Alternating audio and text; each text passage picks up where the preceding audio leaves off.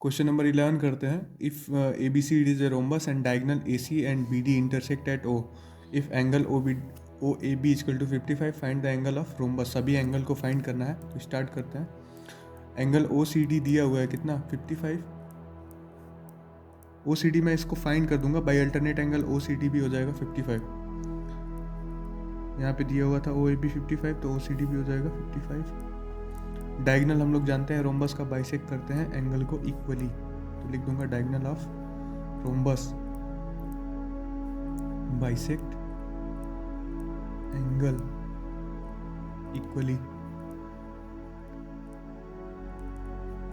So angle A is equal to 55 plus 55 110 हो जाएगा। यही एंगल सेम कौन हो जाएगा, एंगल सी, क्योंकि अपोजिट एंगल ऑफ रोम्बस हो जाएगा, अपोजिट एंगल ऑफ रोम्बस।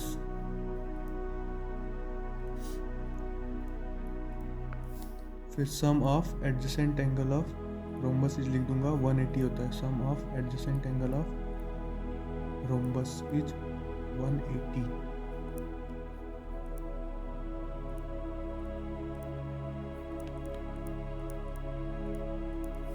उसके थ्रू लिख दूंगा angle C plus angle B equal to 180। Angle C की वैल्यू 110 थी, एंगल बी का वैल्यू फाइंड कर लूँगा, और ये 180 दिया हुआ है। एंगल बी को 180 में से 110 माइनस कर दूंगा, तो एंगल बी की वैल्यू आ जाएगी 70। यही वैल्यू हो जाएगी एंगल डी की, क्योंकि लिख दूंगा opposite angle of rhombus, opposite angle of rhombus.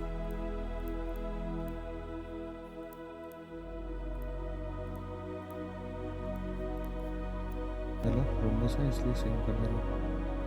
Question number 12 करते हैं। In the following parallelogram find the measure of the angle marked X Y Z की वैल्यू फाइंड करनी है। एक पैरेललोग्राम है, तो मुझे पता है कि एंगल वाई ये 105 दिया हुआ है, तो एंगल वाई इक्वल टू कितना हो जाएगा 105। अपोजिट एंगल है, पैरेललोग्राम का प्रॉपर्टी होता है कि अपोजिट एंगल सेम होता है पैरेललोग्राम का, इसलिए एंगल वाई भी हो जाएगा 105। अब हम लोग जानते हैं कि sum of adjacent angle parallelogram के कितने होते हैं 180, तो लिख दूंगा sum of adjacent angle of parallelogram is 180। इसके थ्रू हम लोग को एक्स और वाई फाइंड हो जाएगा। 180 angle X plus angle Y की वैल्यू सम करके लिख दूंगा 180।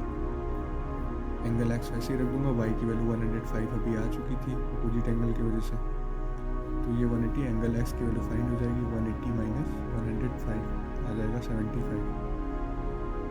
जितना ये एंगल एक्स आया उतना ही एंगल जेड भी होगा। क्यों होगा, क्योंकि अपोजिट एंगल है पैरेललोग्राम का। बस यही दिखा दूंगा opposite angle of parallelogram, opposite angle of parallelogram, ये आंसर हो जाएगा। एक्स वाई जेड तीनों की वैल्यू फाइंड हो गई। अगला करते हैं। पैरेललोग्राम की प्रॉपर्टी होती है अपोजिट एंगल इक्वल होता है, तो वो 40 है तो ये भी 40 हो जाएगा। अब एक्स की वैल्यू फाइंड कर लिया जाए, लीनियर पेयर का सम 180 होता है, तो 180 में से माइनस कर दूंगा 40 को, तो आ जाएगा एक्स की वैल्यू 140। और जो 140 आया है एक्स की वैल्यू, यही हो जाएगा एंगल वाई की वैल्यू। क्यों, क्योंकि करस्पॉन्डिंग एंगल है किसका, पैरेललोग्राम का, करस्पॉन्डिंग एंगल ऑफ पैरेललोग्राम। अब मैं जानता हूँ कि एडजेसेंट एंगल वही होता है, तो जेड की भी वैल्यू कितनी हो जाएगी, अपोजिट एंगल 140 ही होगा, क्योंकि वही पैरेललोग्राम का। तीनों की वैल्यू फाइंड हो गई, एक्स की, वाई की, जेड की। वहाँ एक्स की जगह लिख सकता था कि लीनियर पेयर के थ्रू 180 से माइनस किया हूँ, तो वही आंसर हो जाएगा। डी वाला करते हैं। यहाँ पे लिखा हुआ है कि ये एंगल 110 है, तो एंगल वाई भी कितना हो जाएगा, एंगल वाई भी 110 हो जाएगा। अब सॉल्व करते हैं। एंगल वाई की वैल्यू 110 हो जाएगी। क्यों, क्योंकि अपोजिट एंगल है किसका, अपोजिट एंगल है पैरेललोग्राम का।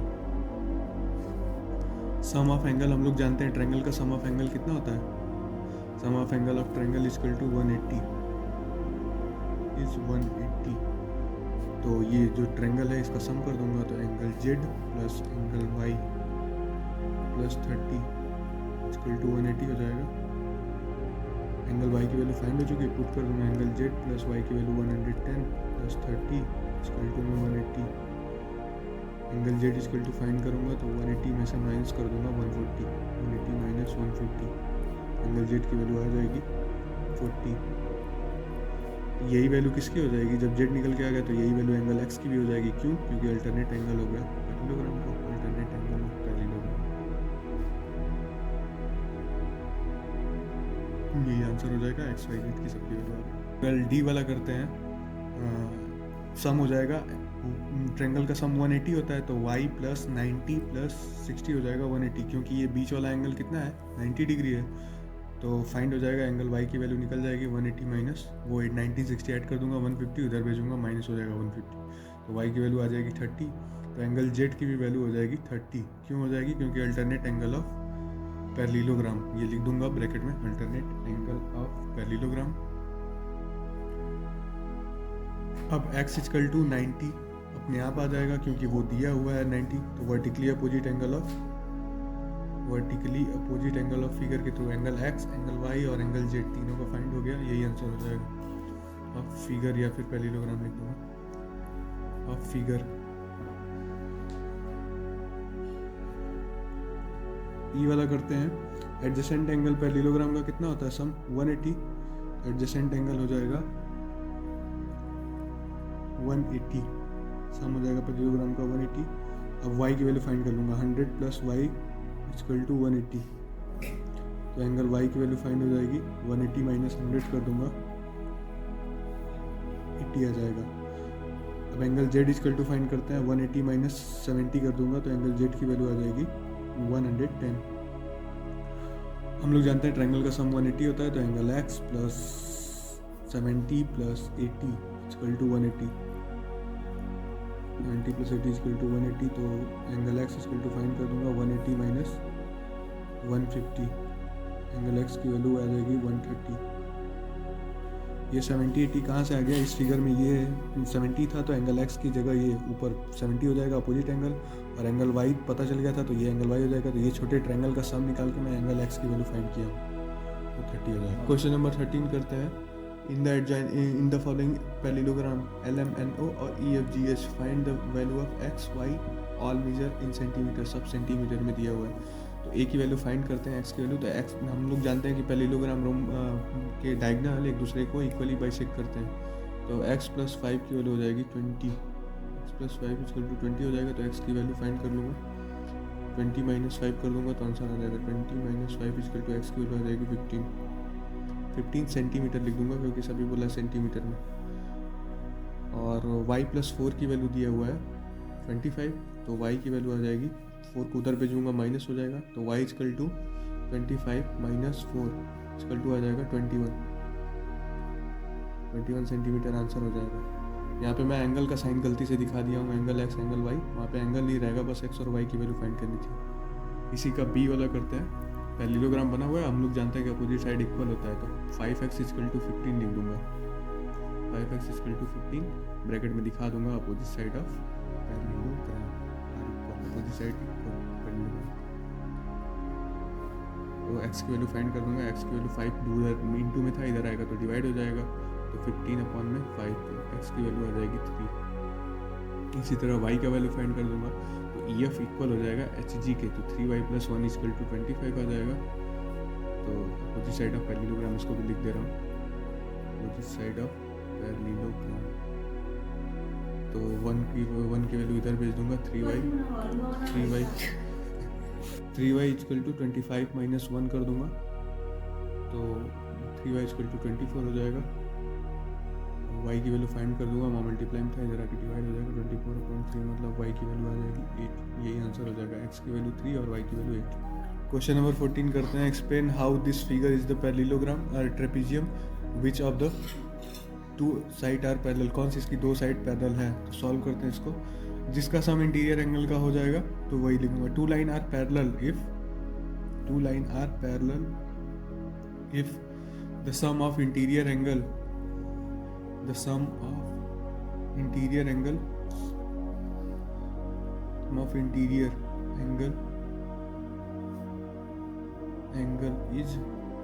180, तो अब दिखा दूंगा angle m plus angle l equal to 180 हो रहा है, क्योंकि 100 और 80 दिया है तो 180 हो रहा है, तो लिख दूंगा NM लाइन जो है वो पैरेलल है किसके, KL के, लाइन पैरेलल टू KL, यही हो जाएगा आंसर। क्वेश्चन नंबर 15 वाला करते हैं, फाइंड m एंगल c के फाइंड करना है, figure AB parallel to DC। इस फिगर में दिया हुआ है कि AB पैरेलल है DC के, तो इंटीरियर एंगल का सम कितना हो जाता है, तो लिख दूंगा angle B plus angle C angle B plus angle C equal to 180। Angle B की वैल्यू 120 दिया हुआ है और एंगल सी की वैल्यू फाइंड करनी है, plus angle C equal to 180। 120 को इस साइड भेज दूंगा, angle C equal to 180 minus 120 आ जाएगा 60। एंगल सी इक्वल टू 60, क्योंकि सम होता है 180, इसलिए यही आंसर हो जाएगा। एंगल सी की वैल्यू कितनी आ गई? 60। 16 वाला क्वेश्चन करते हैं। Find the measure of angle P and angle S if S P parallel to R Q दिया हुआ है इन फिगर, और पूछा है कि कोई और मेथड भी है सॉल्व करने के लिए एंगल पी फाइंड करने के लिए, तो हाँ हो सकता है, करते हैं इसको। पहले दिया हुआ है S P parallel to Q R, लिख दूंगा। So interior angle of parallelogram parallel side is 180। Interior angle of parallel side is 180 is 180। तो angle Q plus angle P का सम कितना हो जाएगा? 180। क्यू की वैल्यू दिया हुआ था 130, तो angle P equal to 180। Angle P की वैल्यू, क्यू की वैल्यू को उधर भेज दूंगा, तो एंगल पी इक्वल टू आ जाएगा 180 माइनस 130, तो हो जाएगा एंगल पी की वैल्यू 50। अब दूसरी बार बोला क्या कोई और भी मेथड है, तो लिखूंगा हाँ यस। क्यों? क्योंकि सम ऑफ क्वाड्रिलेटरल होता है, sum of angle of quadrilateral is 360। Sum of angle of quadrilateral is 360। तो सबको दिखा दूंगा, angle P plus angle Q plus angle R ऐसा आ जाएगा, तो 360। Angle P plus angle Q plus angle R plus angle S equal to 360। P की value find करनी है, तो पी को वैसे ही रहने दूंगा, बाकी सबकी वैल्यू रख दूंगा 130। Angle P plus 130 plus 90 plus 90 equal to 360।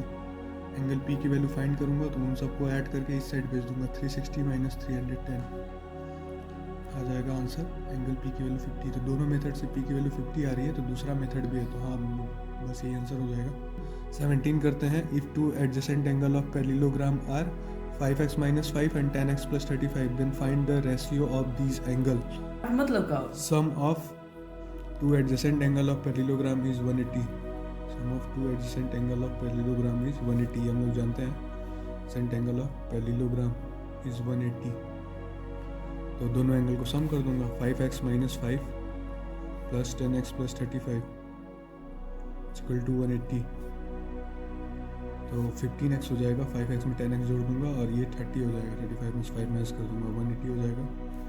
तो 15x इक्वल टू 150 हो जाएगा, तो x इक्वल टू हो जाएगा 150 से 15 कटा दूंगा, 10 हो जाएगा। x की वैल्यू 10 आ गई। अब तो एंगल फाइंड कर लेते हैं दोनों एंगल को। तो 5x माइनस 5 पहला एंगल था, 5x माइनस 5, तो इसका आ जाएगा 5 10 या 50, माइनस 5 करूँगा तो 45 आ जाएगा। 5 इंटू 10 माइनस 5 तो आ जाएगा 45, माइनस 5 45। और दूसरा एंगल फाइंड कर लेते हैं, 10x प्लस 35 था, हो जाएगा 10 इंटू 10 प्लस 35, तो 100 प्लस 35 135 हो जाएगा। अब दोनों का रेशियो पूछा है, तो 45 अपॉन 135 कर दूंगा और दोनों को कट कर दूंगा, तो 45 को टेबल में 3 बार आता है, तो 1:3 आ जाएगा आंसर। 1:3 यही आंसर हो जाएगा। क्वेश्चन नंबर 18 करते हैं, last question. The ratio between exterior angle and interior angle of a regular polygon is 1:5 कर दिया है। Find the number of side of the polygon. तो सॉल्व करते हैं। हम लोग जानते हैं कि एक्सटीरियर और इंटीरियर का सम कितना होता है, 180। तो लिख दूंगा एक्सटीरियर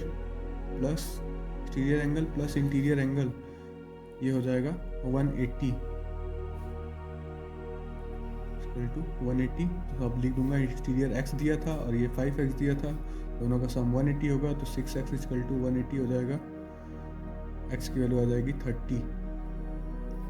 अब दिया हुआ एक्सटीरियर, दोनों एंगल फाइंड कर लूँगा। एक्सटीरियर एंगल कितना था, x था, तो उसकी वैल्यू 30 हो जाएगी। Angle equal to x equal to 30, और एक्सटीरियर एंगल इंटीरियर एंगल ये दिया है 5x इक्वल टू 5 में 30 का मल्टीप्लाई कर दूंगा, हो जाएगा 150। अब एक फॉर्मूला था पॉलीगन का, number of side of polygon, number of side of polygon, number of side of polygon equal to 360 upon exterior angle मुझे पहले से पता है कि 30 था, तो यहाँ पे रख दूंगा 360 अपॉन में 30, क्योंकि एक्सटीरियर एंगल 30 था, कट कर दूंगा, 12 आ जाएगा आंसर। 12 साइड था पॉलीगन का।